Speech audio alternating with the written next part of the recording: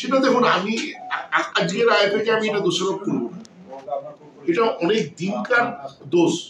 এটা তো কলকাতা কেন ফুটবল লিগ হবে? Why not Bengal football league?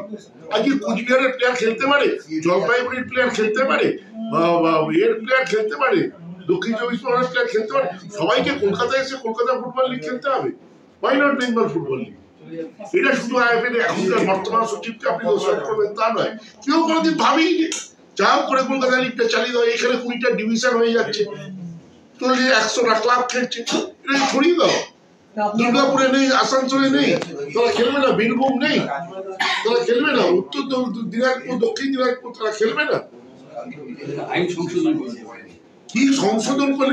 ফুটবলের ভালোর জন্য সব সংশোধন করা উচিত। শুনুন, ভারতবর্ষের সংবিধান যদি অতবার অ্যামেন্ডমেন্ট হতে পারে দেশের ভালোর জন্য, তাহলে কি এমন সংবিধান আছে যেটা অ্যামেন্ডমেন্ট হতে পারবে না?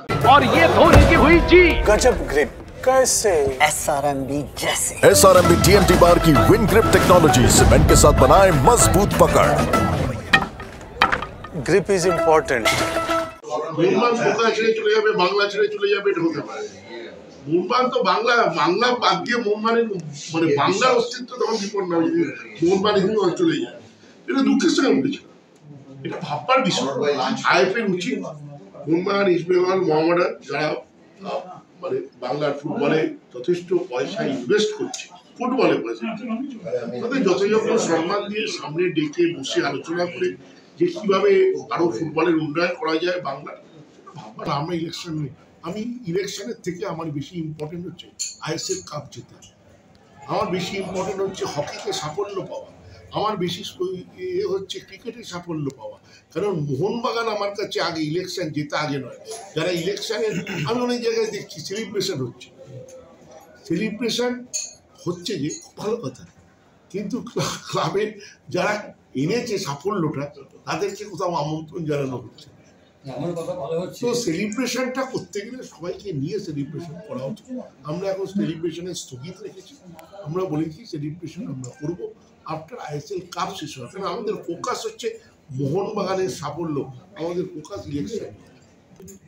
আমি বা আমার কমিটি যদি চরম ব্যর্থ হয় তখন তার বিরোধী তৈরি হয়। কেন? মোহনবাগান সাফল্য পাচ্ছে, মোহনবাগানের কোনো কাজ হচ্ছে না, এদেরকে সরিয়ে দাও, নতুন কমিটি আছে।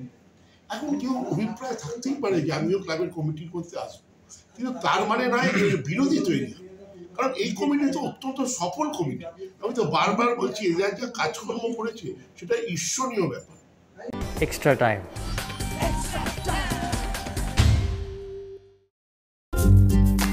লেটেস্ট নিউজ আর এক্সক্লুসিভ ভিডিওর সঙ্গে আপডেট থাকতে এখনই সাবস্ক্রাইব করুন আমাদের ইউটিউব চ্যানেল। বেল আইকনে ক্লিক করতে ভুলবেন না যেন।